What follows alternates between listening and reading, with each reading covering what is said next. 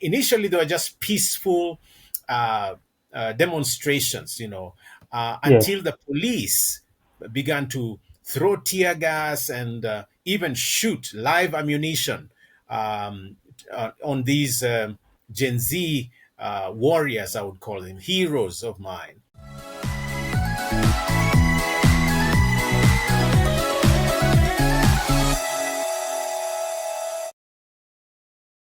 So today we are joined by Dr. Reuben Kigame, and Dr. Reuben Kigame is a Christian teacher, a musician, a journalist. He is also a scholar, a human rights defender, a social activist based in Kenya. But above all, he is a proud husband, father, and a grandfather. So welcome to the show. Thank you. Yes, to start off, recently you were seen welcoming a country music band from Texas upon their arrival at Jomo Kenyatta International Airport. Yeah. Can you tell us how you are connected with them and the mission or the cause they brought them to Kenya, please? Internet is very interesting because I got a text from a gentleman from Texas called Kinuthia, and he Yes. said he was coming to Kenya with a country band that he had met in Austin, Texas, called the Finger Pistols Band, as in pistols with your fingers. Yes, Yeah. So I guess they shoot at your heart. So I they like that. they were coming to Kenya for what you call benefit concerts Mm-hmm. in support of blind people that needed white canes. So, being Disability Month, they contacted me because I'm very involved with the rights of the marginalized, including persons living with disability. And they asked me, Yes. are you able to sing a song? So, yeah. They came and at the Shamba restaurant in Nairobi in the Loresho area, had a great evening last Friday, and Yes. they are a great band. Actually, they sound great, and the people loved them. So, guess which song they asked me to sing with them? They asked me to sing "Country Roads." Country roads, take me home to the place I belong, West Right. Virginia. I really wanted to say East Yes. Bunyore, but then you've got to render it the way it is in the original. So we had a great time. So, yeah, thank you for representing Kenya and welcoming them and making them feel welcomed. You Let's know, start my it to channel, by the way, on my channel, that's my YouTube channel, Reuben Kigame Official. I have yes. quite a number of country songs. I know I do different styles of music. I do country, I do reggae, I do rumba. I tried rap, but nearly bit my tongue one time. So I do have a couple of country songs there. Some of them are from what I call a taste of Kenyan country that I Yes. did way back about 22 to 23 years ago. Mm. But yeah, Yeah. Again, you are a gift to Kenya and to Kenyans and basically to the whole of Africa. So thank you in very much. today's conversation, we'll touch on a couple of things. We'll touch on the Mashujaa Day that just passed on this past Monday, the October the 20th, and we will also look at the late Raila Odinga and maybe touch on his legacy and what that means to Kenya. And we'll just go down and see, even what you just mentioned with the court filing. Again, it's a bill that was passed while Kenyans are mourning. I'll just touch on these things because I think they are very critical to Kenyans and also at a critical time. Yeah. So as I said, October 20th is a day that we recognize heroes of our nation. Just wondering, who did you personally choose to celebrate as your Shujaa, and what significance do they hold to you? So the word Mashujaa is the plural for Shuja. So when you Yes. add the prefix MA, Mashujaa, that's MASHUJAA, you're talking about heroes, Yes. the people that have made a mark on Kenya's landscape.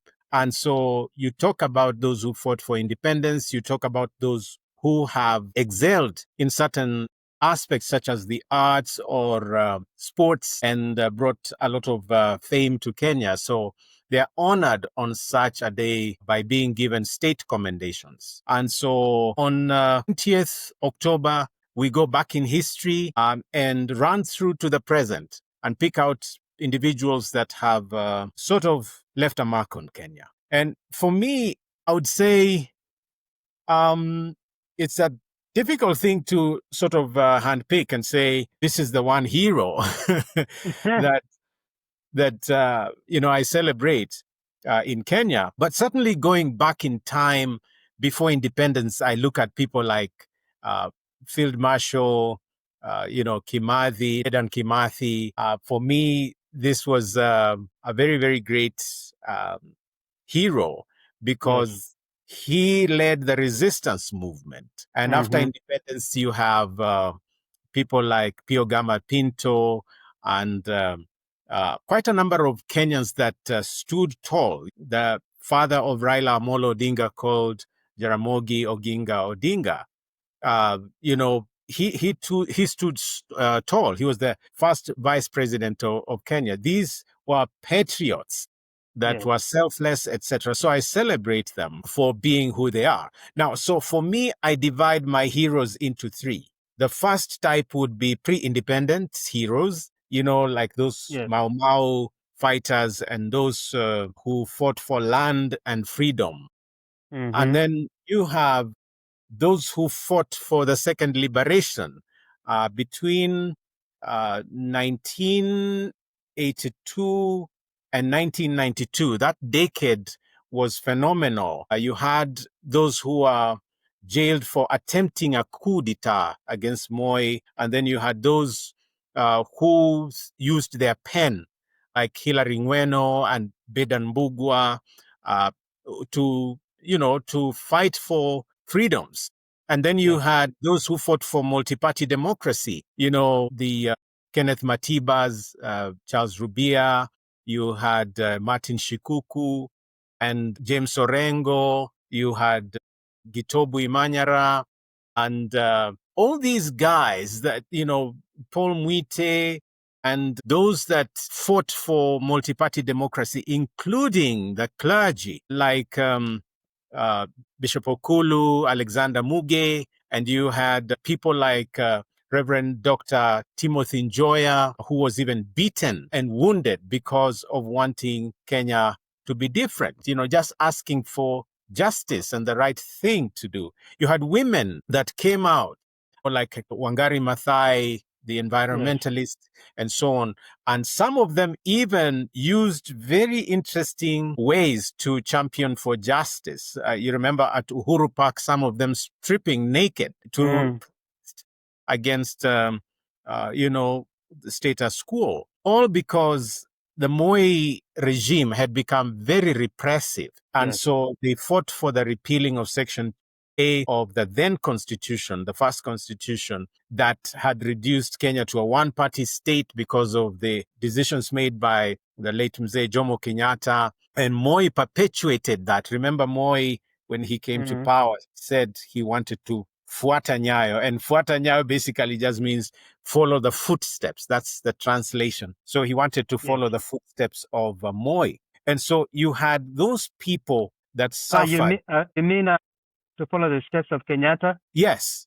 So Daniel Moi declared that he was going to follow in the footsteps of Kenyatta. And that's why you had that Nyayo philosophy, footstep stuff. Now, that's probably one of the most stupid things to do, because you've got to decide on ideology because it's right for the country, not because somebody else had it. And some of us challenged it and so on at the university in the late 80s, etc. But you've got to go back to the spillover effect from the Kenyatta regime, those who followed the JM assassination, and so the Ngugi wa Thiong'os and the University Dons, the December 12 movement, and all of those guys that fought for the liberation of Kenya. So we got a second liberation all the way to obtaining of a new constitution.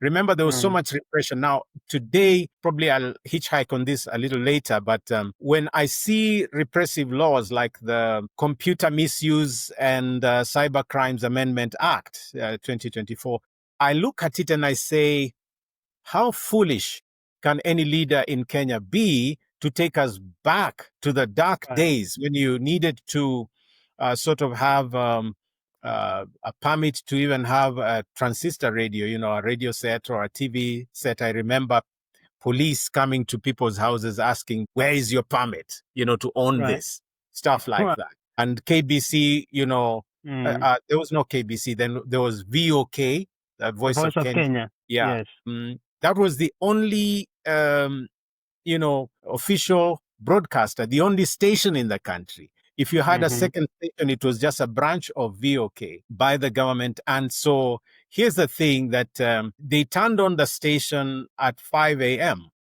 And then stayed broadcasting until maybe midnight, many times at 11 p.m. or so. Then they would shut down the station. But TV was even more interesting because they would, turn on the TV at about maybe 5 p.m. And by midnight, it was all gone. So that's how short in a day you had TV. So everything was regulated, and the news had to have the president at the top of the front item of the news, etc. So when I see what is happening now, I'm reminded that people like Bidan Bugwa, were imprisoned at Manyani Maximum Prison. I remember people like David Makali who suffered because of repressive media laws, etc. And so I have heroes in that second liberation. And then the third set of heroes that I celebrate are more recent, what I would call the modern day or contemporary heroes of Kenya. Yes.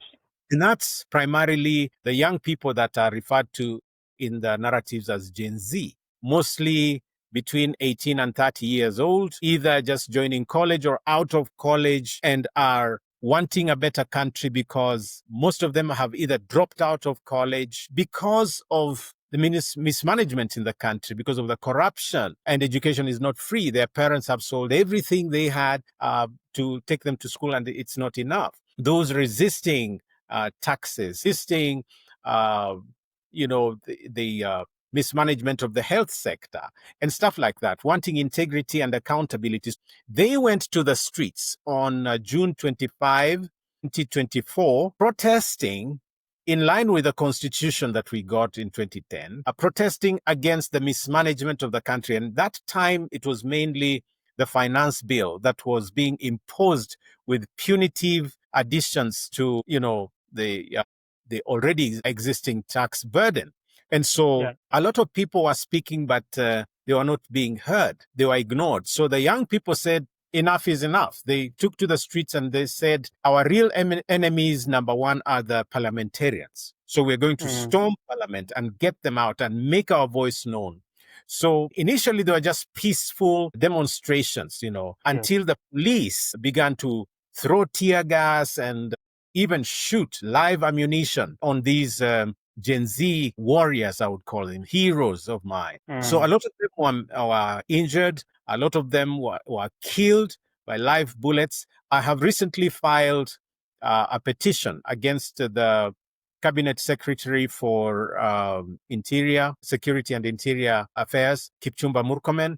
I've also included in the suit DCI boss, as well as those that are in charge of the police, like Inspector General Kanja and Mohammed Min. All these guys that are top security bosses in the country. With the help of my lawyer, Gitobi Manyara, who was part of that second liberation that I talked about, we filed a case at the end of July 31st, actually. Yeah, I think it was July 31st. And we were basically saying that these guys issued a chain of command that led to the killing and maiming and, even abduction of quite a number of young people. These young people continued their agitation on Sabasaba in 2024. Sabasaba would be 7th of July, Nane Nane would be 8th of August. And actually, the plan was to continue agitating until the government changed its mind and became more accountable. But the government did that old thing of divide and rule and split the then youthful opposition into splinter groups and therefore managed to sort of contain them temporarily. But I can see them regrouping. So in 2025, they were back on the streets. Again, the government responded in that same way. So this is the long way to tell you that for me, I celebrate those three types of heroes: pre-independence heroes, and then I have the second liberation or the multi-party democracy heroes, and then I have the modern day or the contemporary heroes that are primarily made of young people. Wow, amazing. It's good to have somebody like you who is available to be able, who have seen it from the beginning and the different form of resistance that has taken place in Kenya during the different regimes and even up to today, and being able just to connect and see the different forms of oppression or state oppressions onto the people and the way people responded in different ways according to their times. Yeah, So that's it is one thing to read in books. It's yes. another to have lived through that era. Because I Yep. do remember at Kenyatta University, the Moi government actually had fake students signed up who would be attending lectures and so on with us. They never quite sat exams, but they were always there attending lectures, and they would have rooms in the hostels and so on. But they were government spies, some of them from the National Intelligence Services, NIS. At that point, we called them CID, Criminal Investigation Department. So you had them as fake students, but they were like ears for President Moi and his people. So if you taught something in class as a lecturer, you got arrested and you suffered for it. Yeah. Students, if you made comments in class that were against the government and so on, they came for you. Or they would warn you. I remember at one time, because, I was studying history, philosophy, and religious studies. So in one of my papers during the exams, I wrote a very scathing attack of the Nyayo philosophy. The Nyayo philosophy of peace, love, and unity. And I was arguing that that's not really a philosophy. It's an ideology of control. By the way, so you get your grade, but you never get your paper back. The way paper is graded, and then this is where you made a mistake or you needed to change this or the other. You didn't get back such papers. I remember I wrote a monograph after my visit to Germany and studying that whole socialist setup. So I wrote a monograph called Communism and the Christian Faith. And it just disappeared from my room. I don't know where that monograph went. So that's the repression, because at that point, my wife, who went to be with the Lord, was my girlfriend then.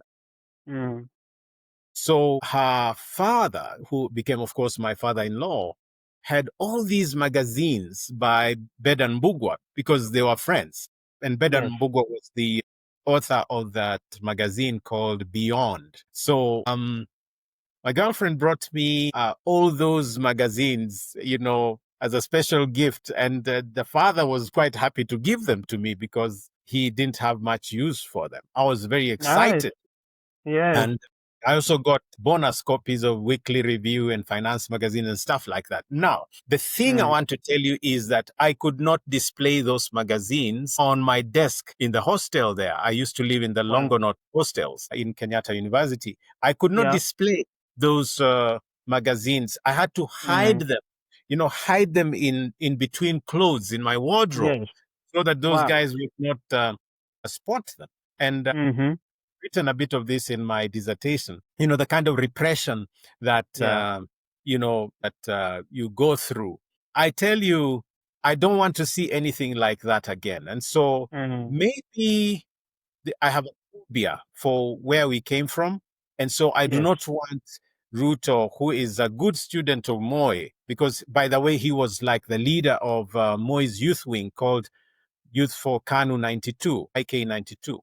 And so you bet that, he probably wants to outdo him. And if he managed to outdo Moi ideologically or in terms of political appendage, then you would be looking at a very dangerous person, because double the Moi repression and you are in a very bad place. Kenya would never quite get out of that. No, I totally agree. Now that we have come to this point, I can't help but ask this question. We have seen, like similar protests, and we had one, I believe it was in South Korea, where they end up hosting the leader there. And recently we had one in Madagascar. Also, the president there got hosted. What was the goal of the Gen Z of Kenya? Was it to host the president out? And if so, does that mean then the Gen Zs of Kenya failed compared to other Gen Z of other countries? Now, if you look at other countries and how they have gone about ousting their leaders, the latest was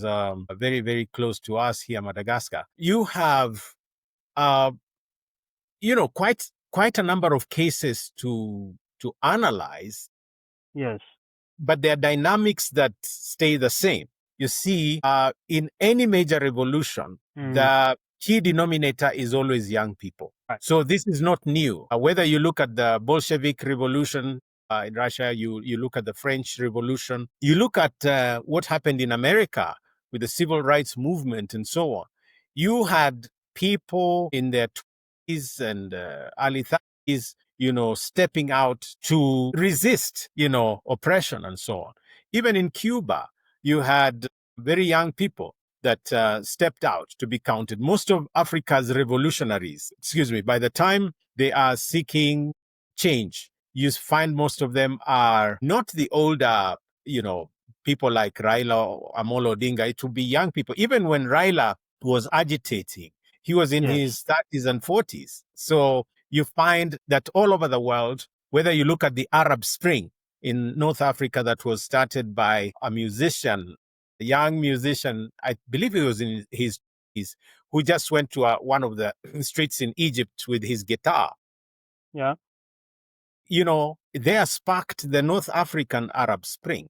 And so I can tell you that Kenya is not unique because the dynamic is really that Kenya has more than 70% of young people. And so you cannot ignore them. You cannot ignore young people at all. But that is pretty much the demographic of the African continent. I think the average African age is between 19 and 20 years. That is pretty young.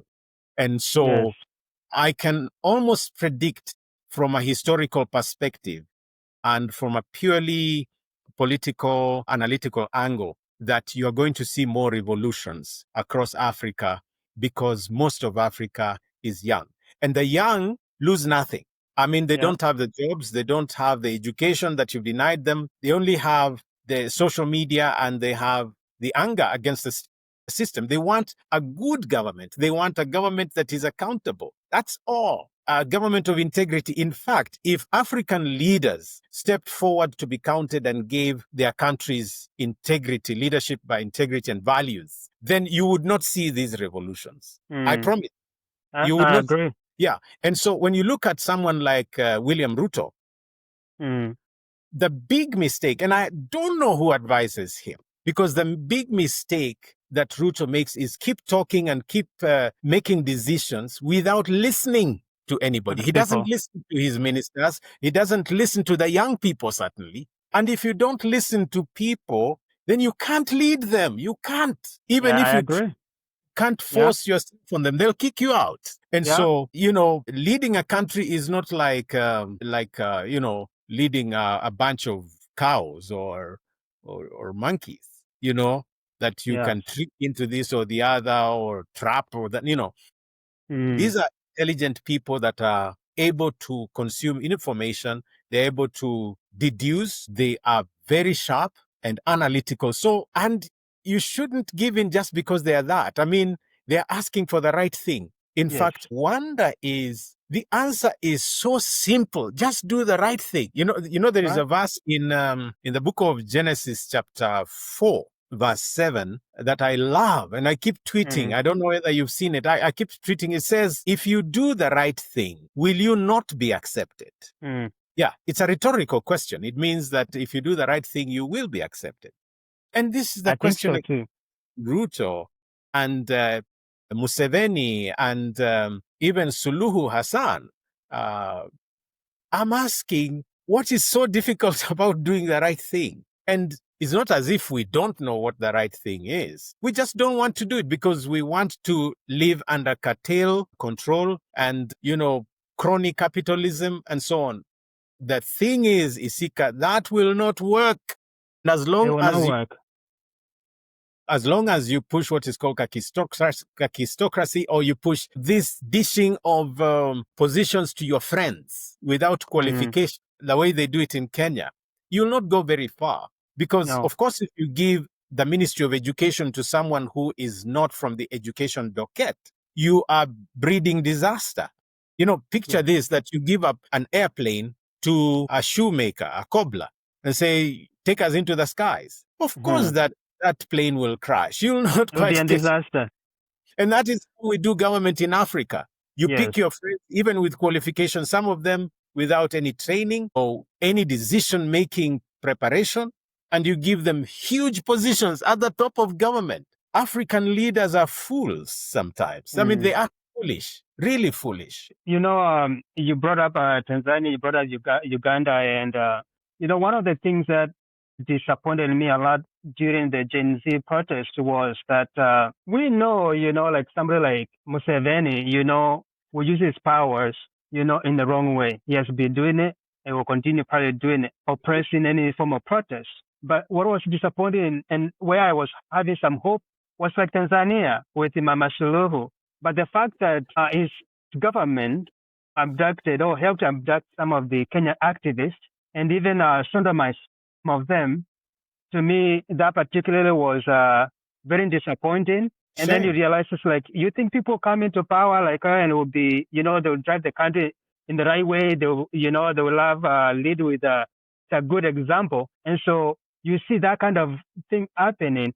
And then it's like, well, are they all the same? Let's just begin with the latest reports, Isika, because on the 1st of October this year, we're recording this episode on the 22nd of October. So nearly 3 weeks ago, two of my friends, Nicholas Oyo and Bob Njagi of the Free Kenya Movement, these are people that I worked with as an independent candidate when I ran for president in 2022.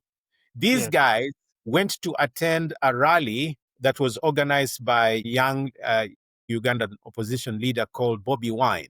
Now, Bobby Wine's rally was like all the other rallies are basically asking for accountability, just like the young people of Kenya are wanting. Yes. And so these two friends were actually abducted. And to this day, we do not know where they are. Today, there was a communique indicating that the Uganda government has searched everywhere and they cannot find anybody. They can't find the two. So, I mean, you have two of our people abducted in Uganda, then you have the government saying they don't know where they are. And they were abducted by armed, officials of the government. So what are we talking about? So you go into Tanzania and you have senior people from Kenya, like the former Chief Justice, Professor Willy Mutunga, and, a very prominent lady, Honorable Martha Karua, senior counsel. Yeah. Basically just going to attend the case that was filed against opposition leader Tundu Lissu in Tanzania. Yeah. And they are detained at the airport and then sent back to Kenya. That's how far East Africa has come, and that's how far Tanzania in particular has come. I posted on my X account recently that that is not what the first president of Tanzania, Julius Nyerere, would have expected. No, not at all. Yeah. And then that was before now the torture of Boniface Mwangi and the Ugandan counterpart. I forget her name. Sorry for my senior moment here. But so you have these tortures inflicted, inhuman treatment on someone like Boniface Mwangi. And just the dehumanization of women. So you have all these happening in a country that is supposed to be part of the East African community. It's a shame. It's a shame. And completely unacceptable. Also go even a little west, into Central Africa and look at what is happening in Eastern Congo and the killing of so many people. These are Africans puppeteering behind Western powers, basically just killing each other so that the Western powers can keep looting our minerals. It's the same thing in Nigeria. You turn it into a religious war because of the oil and because of the minerals and so on. So The war in Congo is really about minerals. The war in Nigeria Absolutely. is mainly about resources such as oil. And if you go back to the killing of Gaddafi and so on, you still find that was America's interest with the oil and the resources of Libya. Libya Mm. was doing very well. In fact, under Gaddafi, Libya was really, really an exemplary nation. Free education, energy, there was no hunger and so on.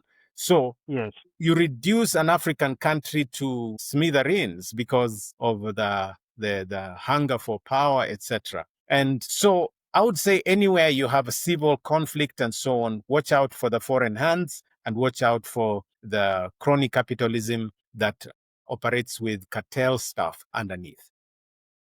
No, I totally agree. But all the time, always, there's always a hand behind some of these acts that we see. My hope and prayer is at one point we'll be able to look beyond just what we are seeing and actually see the controlling harm and maybe cut it off Yeah. to secure our freedom. Well, And activism, and that's why I'm running for office, because Africa deserves better, but I can't change the whole of Africa. I can begin with Kenya. Kenya deserves better, and I dream of a God-fearing and people-centered country. I know you have heard me sing about that in my songs like I Have a Dream, but that is a yes. reality. It is just sad that I've been singing about it since 1992 when I wrote that song until now. I'm still hopeful that dream will come to pass. And for these dreams to come back for people who are genuine like you, I do believe that we as citizens have a huge part to play. Some people vote for other people because they have a lot of money. Yeah. And I believe that's the wrong mentality. Instead of voting for the ideas the person have, individual have, they are voting because he has a lot of money. Maybe they're thinking that, they'll get maybe 100 bob when it comes around. And I think it's about that time we change the mentality of how we think, we as voters in these various countries. Yeah, the thing about money, Isika, is that it has two sides. Yes. There's the right side and the wrong side. The right side of money is that a lot in the world can move faster if we put our resources together, and that includes money. The flip side is that on the wrong side, money is very manipulative. So people can manipulate you. You see people manipulate workers. You see people, excuse the expression, use money to get drugs and sex and power. Through money, people are violent. People are paid to kill people. So you have that dark side of money. So it's what you do with it. So there is no election, for example, that, runs by itself without money. And it's not about the amount, but every election must, involve resources of traveling around, meetings, flights and driving around and food and all services. You've got to print election materials and stuff like that. So the question, though, is how you get that money. Yes. And for me, who has been championing the issue of value-driven politics, then I also insist that the way we get our money must be not just humane, but also ethical, Yes. in the way we acquire it. And this is the thing, Isika, if you are funded by cartels, then when you get into office, you've got to reward cartels. That's right. I don't know what I mean. Because no, I know what you mean. Most of the people will give politicians, especially right here in Kenya, they'll give politicians money, hoping that when they get into office, they can get tenders, access to quick contracts and stuff like that. Now, it's been tough for me running this campaign, but it's rewarding because I sleep well. I don't go to bed thinking who's going to shoot me, who's going to, who misappropriated and stuff like that. So the blessing, the gift of a clear conscience is really neat. It's a good thing. So there are people that have burglar proofing, and then you have so many guns around you, and you have several security officers guarding you because you've got a lot to hide, and it's almost like you're hiding away even from the very public you want to serve. So there is a sense in which money is good, and I hope that even my campaign can attract some good value-based funders, business people that believe in justice and believe in truth and believe in righteousness and so on. The challenge I have, of course, is that when it gets to the church, for example, especially a lot of my Christian friends, they don't fund fellow Christian candidates. In fact, they will fund non-Christian candidates. They'll give lump sum monies to people that don't share their faith. When it comes to people who share their faith, it's almost like you're doing the wrong thing to run for office. And then there is the suspicion that Christians should not have money. There are a lot of people who behave that way. And so I go back to how we received our theology. What kind of theology did we receive? And what interpretation do we make of the Bible, for example? Because you have people who never read enough to know that someone like David was the best king of Israel in terms of performance. If there was a performance contract, using good scale of things, God always referred to David as the benchmark. Those kings that did well were said they did well like King David, and those who performed poorly, they departed from the ways of David, So you have good kings and bad kings in the Bible, but they are kings, their policies. You read 1 Kings 12, and you have God talking about advisory councils. Rehoboam, the son of Solomon, is considered departing from the ways of David, the grandfather, because of bad advice. He had very bad advisors, young people that told him, impose taxes on people, be tough on them. When the older advisors were telling him, treat people with humane treatment, etc. But he chose to listen to those who are misadvising him. And so scripture has a lot of passages on leadership, on governance, on justice. Amos would write in Amos 5:23, 24, let justice roll down like water and righteousness never ending stream. Micah 6:8, God has taught us what is right, to love justice and mercy and to walk humbly with God and stuff like that. But if you go back even to Genesis, the mandate that God gave to Adam was to subdue the earth, replenish it, take care of it, conservancy, environmental preservation, ensuring that there is reproduction going on both in humans and animals and crops and so on. And God gave Adam the wisdom to be able to take all of that knowledge and apply it. You have people like the son of Adam called Cain building cities that early. The Tower of Babel, these guys could build huge, huge towers using tar and mortar and stuff like that. You read that in Genesis 11. So it's really reminiscent of what you read in early Mesopotamian history of the hanging towers of Babylon. You have the ziggurats and stuff like that. Then the Egyptian pyramids that spread right into Nubia and Ethiopia. And so you have architecture that is read within early history that can be replicated within the biblical record. And there's something while you were speaking, something just came up in my mind that I thought I would seek your opinion. A lot of times when you have like in a period whereby people are, vying for president, they choose one candidate to support. And you have this different individual basically will sign like a contract with the presidential candidate and say, once you pass, this is what I want. Once you pass, this is what I want. Some of those things could be the individual who is going to support, or some could say like, once you pass, I want you to do this to my county or to my part of, Is that the way it's supposed to be, or the president should be focused for the whole of Kenya and the development of the whole of Kenya?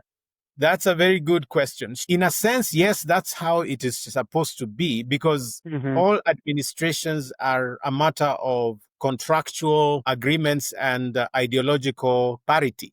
Where you agree with somebody's ideology, so you work together. Where you disagree, so you don't work together. So that's one aspect of it. On the other hand, it's very dangerous, because if you are a greedy person, just, hungry to sign contracts, then you can enter into contracts that will be like a hangman's rope around your neck, because you would be promising things which perhaps you will never be able to fulfill. Yeah. Even worse, supposing you promise stuff and then you never get into office. So what happens? People's monies have been lost, and there'll be those coming to say, we gave our all, but you did not get in, so please give us our money back. Right. So you have what I would call the call for maturity that is needed. I think we need a level of political maturity that matches common sense. In other words, you would be stupid to enter contracts that are a matter of gambling.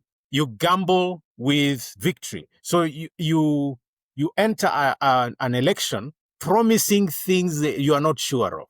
Now, if you go that way, then the consequences are dire, because all those things will come back to you. But it can also trickle down to bad decisions that politicians make at all levels, even MCA level, member of county assembly, that is MPs, member of parliament, and so on. They make stupid decisions rather. They decide, for example, to sell property or to borrow money. Now, in order to run an election. Now, if an election is not guaranteed, it's not something like you go to a supermarket and buy and you'll get a receipt. So if you lose, then without maturity, the maturity of knowing that if you enter into the trap or the commitment to borrow, then you've got to be prepared to pay back. If you don't know going to pay back, then that leads to unnecessary depression, and it leads to a lot of social challenges. Some people end up being drug addicts, just to cope.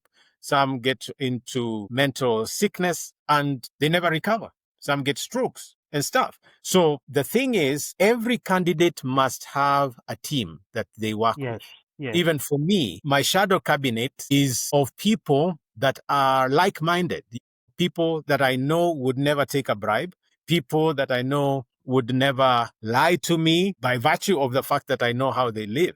So everyone makes decisions, and that's the decision I've made, to work with such people. I know friends in political science who tell me, if you are too clean, you cannot win an election. And if you are too clean, you better choose between doing clean politics and doing dirty politics. They say you have to mix the two or do dirty politics. And I say, if I'm going to do dirty politics, then there is no point running, because the revolution I'm looking for is radical surgery that ensures values are entrenched right at the top of leadership. So what am I saying? I'm basically saying that it would be foolish to enter into contracts that are going to be counterproductive or detrimental to you as a person, including when your friends and their health. I think it's important to maybe sober up and make decisions that you can live with. So, Mr. Raila, the late Raila once said that, one of the things that we as Kenyans need to do is to think of ourselves as Kenyans first before we think of ourselves as, from this tribe or that tribe. Do you think that a lot of times when these deals are being made, there's that aspect whereby people think of themselves as a Kamba first, Kikuyu first, before actually them being a Kenyan? Because I would think if you think of yourself as a Kenyan first, your interest will not be necessarily for a particular area, but it will be for the whole of Kenya to be equally developed or equally receive a fair share? That's a good question. What comes to mind is a book that was written by one of the activists from Kenya called John Githongo. And John Githongo was one of the technocrats that was very active during the Kibaki era, the first years of the Kibaki leadership. And so he discovered so much graft, so much rot in government that was tribal in nature. And so he wrote that book that was called It Is Our Turn to Eat. It's Our Turn to Eat. Eat as in eating food. Yes. The word eat there is used metaphorically to mean bribe and or control government and benefit from it. So what Githongo was saying is that perhaps there are two kinds of tribes, if I'm to read him correctly. There's what I would call the tribe of cronism, where you have your friends, no matter what tribe they come from. And so they will eat with you. You hear that euphemism of he went to State House and was given ugali. Ugali is like Yes. Kenya's staple food. The equivalent would be the American, for the American, it would be something like bread. So he went to the White House and ate bread. So that would mean being bribed. Yeah. So there is what I would call crony tribalism, where people who are your friends eat with you. And then there would be the ethnic component that is so, popular in Kenya's politics. The best example would be, the current government. When they came into office, the then Deputy President, Rigathi Gachagua, was quoted, and I think everybody remembers, him coming out and saying that their government, he and Ruto, their government was a government of shareholders. In other words, like in a company, if you have shares, you benefit. If you don't have shares, you don't benefit. Yeah, and you so don't benefit. He's saying along tribal matrix, if you voted for us as a tribe, then you will receive development. If you did not vote for us, then you will not get any development. That's the second notion of it's our turn to eat, that the tribal matrix dictates how you do leadership. And so if you look at the appointments, for example, that Ruto and Rigathi made, you would notice that they oscillate around two tribes. The other communities are sort of brought in to camouflage or sort of give a pseudo balance to the equation. But the two dominant tribes would then be in this equation, the Kalenjin and the Kikuyu. Now, that is how the older politicians have done politics. The young people are saying we want nothing to do with that. We don't even know what tribe we are. That's why when the young people broke onto the streets, they kept saying we are leaderless, but we are also tribeless. Yeah, that's right. Yeah. So the point is that tribalism has played a very big role in shaping Kenya's politics. But I don't think in the coming years it's going to shape that. I am a member of so many WhatsApp groups, and I noticed that there is a lot of tribal rhetoric going on. If we combine the Somalis and the Luos, combine the Luyas and the Akambas or the Kikuyus, then we will be able to win an election.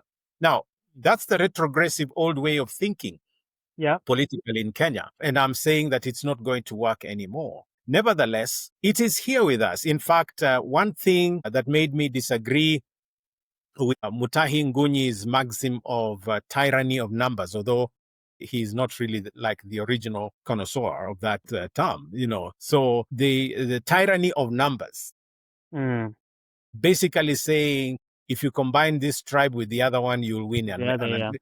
That's how they count votes. Now, if you were to go into the 2022 elections, which I participated, now they played that tribal matrix and came up with Ruto having like 7 million votes, and you had Raila with 6.8 million votes, a difference of about 200,000 votes. Now, whether it's real or imagined, that's, for debate, but that's the matrix that you end up with. Now, guess what? The demographics were pointing to about 22 million eligible voters. So if you put 7 and 6.8 together, you just get about 14 million. Now, if you had 22 million and only 14 million voted, then you have about 8 million that did not vote. Which is the majority. Yeah, they are eligible. So really, in a sense, the people that actually won the vote are those who did not vote. Yeah. So if you took that matrix in and of itself, then you know that that it's our turn to eat dynamic is actually dying. Yes. And even with all the stealing and what took place to come up with that two-horse division of 7 million vis-a-vis 6.8 million, you really have a very rudimentary way of gauging tribes as well, even within the political dynamic. That's awesome. So just briefly, so what I'm hearing, you think that the era of Mtuwetu is coming to an end? Not coming to an end, it's ended. So then I don't think You see, this kingpin politics, where you raise one person in a community and make them the negotiating partner at the so-called political or economic table, cannot work anymore. Because, for example, okay, someone like Raila, who really had a big control of Luo Nyanza, already lost control even before he died. Because of how he was doing his politics and because the Gen Zs would hear none of what he was doing. In fact, he died an enemy of the Gen Zs. They felt that he betrayed them. So if you picked someone like Kalonzo and you took him to the Akamba youth, so to speak, a lot of them would wonder, what is this guy doing? All we want is, for the economic situation to be improved, our taxes to be better, etc., for us to go to school. But they'll not hear this thing of we Akambas should mix with the Luyas. No. Because most of them can't even speak those languages. I told you they're more than 70%. So if they took their votes and went to the ballot, of course they will win. Yeah. No, and 2027. No, go ahead. No, I was just saying, I personally believe that even if I was raised as a Luya kingpin, I would not sell before the Gen Zs. And I mean, I don't believe in kingpin politics because it's actually how we've done politics. And then you end up coming to some kind of top club in government that negotiates, because you're my friend and because you gave me these many votes, then you get a road or you get an industry here and there. And if you didn't, then we punish you.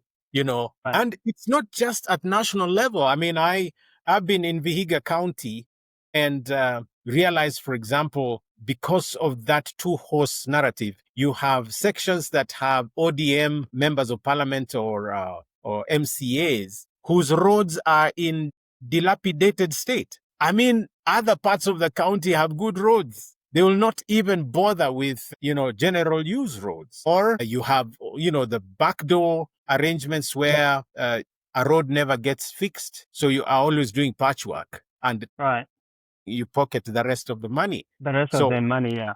Every year it's just pothole management,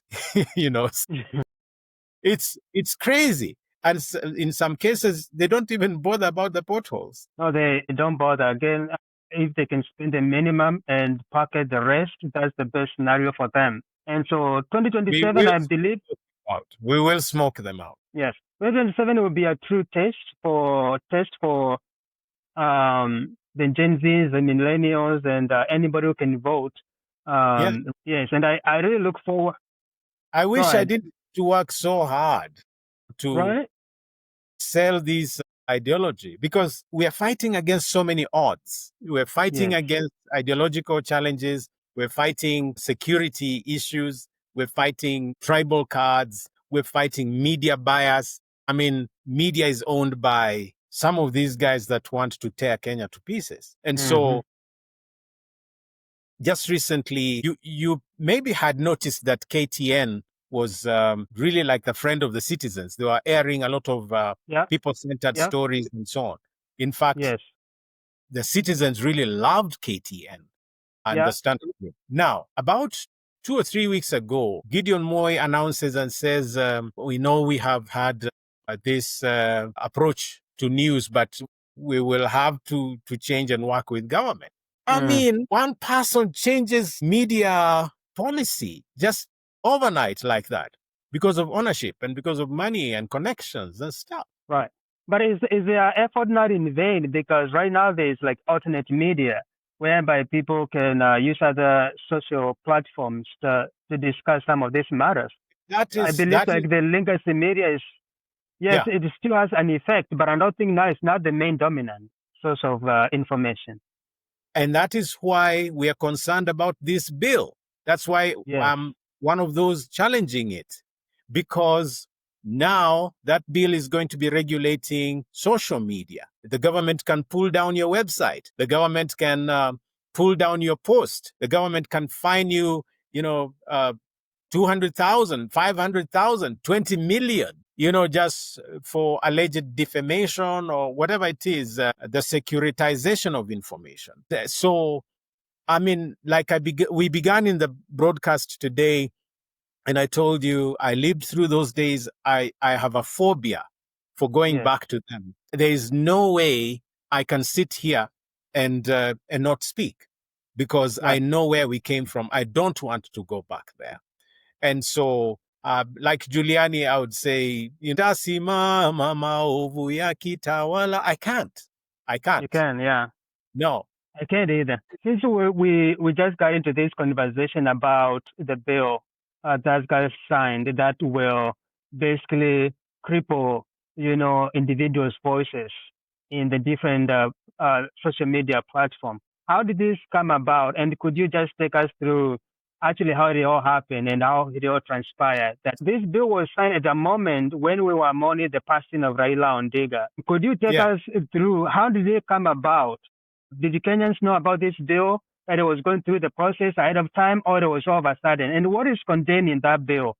In those different bills, was it just about the social media, or there were other bills that were attached on other critical issues that would affect Kenyans negatively? So Raila died on the 15th of October. Now, we got the news that early morning, October 15. Now, guess what? The same morning, October 15, Ruto was busy signing not one, not two, but 8 different bills into law. In fact, I have his tweet here. I have his post. It says, "Today at State House, Nairobi, I had the honor of assenting to 8 bills passed by the National Assembly into law. The bills are the National Land Commission Amendment Bill 2023, Land Amendment Bill of 2024, and Wildlife Conservation and Management Bill 2023, and the Computer Misuse and Cybercrimes Amendment Bill of 2024, and others are National Police Service Commission Bill of 2024, a Passenger Service Charge Bill of 2025, a Virtual Asset Service Providers Bill of 2025, and the Privatization Bill of 2025, among others. So you look at this and it's almost like someone is going on rampage to actually get this thing out of the way. Even if you needed to sign those bills, you don't sneak on people like that. And besides, you don't even have to sign all of them the same day. Besides, you look at some of them, they're so related. I mean, when you look at the Computer Misuse and Cybercrimes Amendment Bill, and you look at the Virtual Asset Service Providers Bill of 2025, you're basically on rampage. You're in a race to accomplish something. You're sending a message. So Kenya is mourning, and the president is supposed to be the person to break that news. So he signs these bills before he breaks the news. That is very strategic. Now, specifically for the bill that I have petitioned against, I petitioned yesterday with my lawyer, Elias Mutuma, the Computer Misuse and Cybercrimes Amendment Bill 2024. Now, remember, it's an amendment bill. It's amending a bill that was enacted, I believe it was into an act in 2018. So it's just a transition, like an additional alteration that was being made. And I could go back to 1998 and afterwards in the early 2000s, you had the Communications Amendment Bill. So all these things are in place. You even have the Data Protection Act, I believe it's of 2019. So all these laws are in place to safeguard and guarantee our freedoms, not to mention the provisions of our Constitution vis-a-vis the Bill of Rights, Articles 31, 33, 34, 35, and 36. That give assent to our freedoms with regard to privacy and access to information and media. And, all these are in the Bill of Rights. So if you touch them, you're basically touching the lives of every Kenyan, and especially the young people. If it was not for media freedom, we would not have known that Adani was going to be sold. That's right. Because Nelson Amenya used media to be a whistleblower if it wasn't media, someone like John Githongo would not have put out information about what was going on under the rule of Kibaki, the leadership of Kibaki. Mhm. So if it wasn't for the media freedom, we would not have known that Kenya Pipeline was going to be sold, or KICC, etc. The oil scandals and all of these things, Aror and Kimwarer, all those. So I would say what the president was doing was very selfish. It was personal. It was intended to entrench certain things in law so that he would have the full power. I mean, as if in the executive, he doesn't already have so much power. He controls the executive, controls the judiciary, controls the parliament, and so on. Now, the other thing about that bill is that it was rushed in the National Assembly and never went through the Senate for debate. And there he is, assenting to it. So those are some of the things I'm bringing out in the petition. And thank God today, 22nd of October, we filed yesterday on the 21st. On certificate of urgency, we were granted, the conservatory orders today, and I'm very grateful. Yeah, congratulations on that. I think somebody needed to stand in the gap and do what you did. And so thank you so much for taking your time and doing that. And I hope that Kenyans can see your efforts and they can see what you're trying to do for their sake. So that you're not the only one who will benefit from it, but all Kenyans will benefit. And I also want to say, the things that happen in one country, the neighbors possibly will copy it. So if in Kenya we fall, or Tanzania could fall, to follow the same suit, So we have to stand and to resist. Yeah. So I've got to run soon, but I'm grateful that we can have this conversation. Maybe we can begin to bring it to a close. Absolutely. Yeah. Before you go, I'll let you go. You'll have to give us an update on your presidential campaign. Yes. Tell us where you are at the moment, and also if you have been able to identify a running mate. Okay. Yes, right. There are little things that are already public. In August, I launched my campaign officially. I know that read in the papers that happened, although unlike the other aspirants, my declaration was, cancelled and resisted by government. So I've been asking myself, what is this thing that they're so afraid of? Because in 2021, they also blocked me from declaring, Yes. I mean, I'm just saying I want to run for office, and they're so afraid. They sent police to scuttle my my declaration meeting, and also having gotten a permit to hold the meeting mid-August. Then 2 days before my declaration, they cancelled that permit. So no matter what happened, we went to a different location and we were able to trick them into their game, and we managed to declare. So it's clear that I'm going to be running for office. And I want everyone, wherever you are, whether you are in Kenya or in the diaspora, to do me a favor, just stand with me and support me and, walk with me to the end. Now, with regard to my philosophy, I have three things, like the African pot that sits on three stones. So my philosophy has three Swahili words, and that is utu, haki, and maadili. Now, utu is humanity or humanness, the dignification of people. Haki has got to do with justice. Haki. And you know that I'm very, very particular about justice. In fact, if I would I'm in my office, so I don't know whether you are able to see this. This is my dissertation. Yes, I can see it. Can you see the title? African International University. Yeah, let me, pull it. I'm not able, let me see. I'm not able to read everything. Let me see. No, actually bring it closer. Okay, closer. That's too close. Okay. All right, right there, and then lower it a little bit. Music and social justice in the East African. Is that church or? It's church.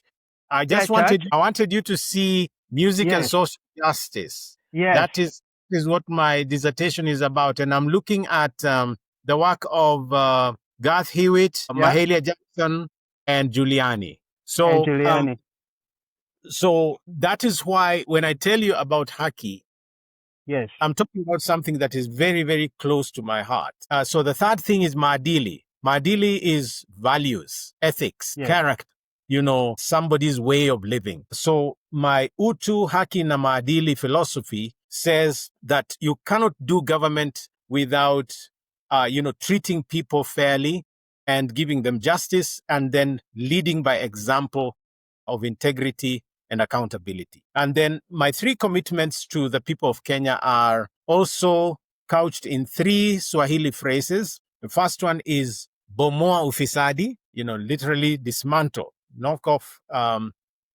corruption. The second one is tekeleza katiba, which is implement the constitution. And then thirdly is jenga Mkenya, build or empower individual citizens. And my point is that even to revive the economy and to have national stability and so on, you'd have to focus on how people live and whether they have eaten, whether they have health services, whether they have jobs, whether they have clean water, and et cetera, et cetera. So those are my three public commitments to the people of Kenya. And on those three also sit the little subdivisions of each of them. So we can go into each and break it down. But this is what I am pushing in order to transform Kenya once and for all. Oh, that's good. One thing you missed, you didn't answer if you have decided on a running mate yet. That one is not yet. So in my heart, I do have someone that I'm praying about, and Yes. we have conversations, although he doesn't know whether I've settled on him yet. All right. And I'm talking to one other person. So we will make the decision sometime next year. But I have some very, very wonderful people in the team. Yes. Both locally in Kenya, and I have a few people that I'm eyeing in the United States, Europe, and in the Middle East, as well as part of Australia and New Zealand. So I'm hoping that some of these people will end up in my government. Good. Finally, briefly, how can people support you in Kenya or in the diaspora? Because any campaign takes money to run, is very expensive. What is the best way people can support you, specifically financially? Is there a website they can go to? Is there? Yeah, please, if you are able. Just give me a minute. Let me. So for those that are out there in the States, we have a wonderful woman called Reverend Victoria Yegon, and Reverend Victoria, is able to receive information and commitments to support our journey. You can reach her on EP25. That is area code 240, and the number is 413-3335. And you can also reach us directly just by emailing us using info@reubenkigame.com. info@reubenkigame.com. And Reuben Kigame is written with REUBEN. Kigame, KIGAME. So you can also, of course, get me on my socials, on Messenger, that's Facebook, and also DM me on X if you are on the X platform. Yeah, I'm hopeful that there are those who will say, I can give my $5 a month. I can give my $10, and do that regularly or more.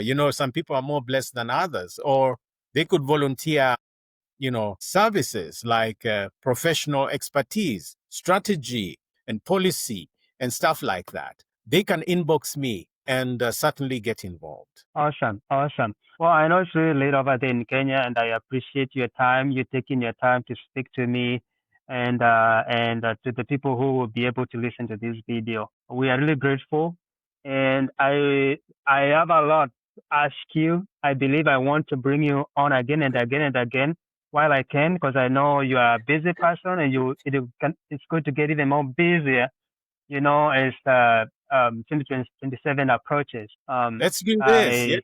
I'm available. And anytime you need me, just, plan, and my team will get the interview arranged, and we will have another one. Yeah. Okay. Awesome. Thank you so much, Dr. Reuben, and congratulations, you earned your PhD. You did not buy it. I know there are some people who buy the PhDs. You did it on your own. Congratulations, I'm a witness. By God's grace. By God's Yes. grace. And thank you for being part of it, because when I was doing my residency in Grand Rapids, Michigan, you helped me a lot alongside the guys at the Christian Fellowship Church, and quite a number at Calvin that Yes. stood with me with reading stuff and helping me around the malls and going from one place to another.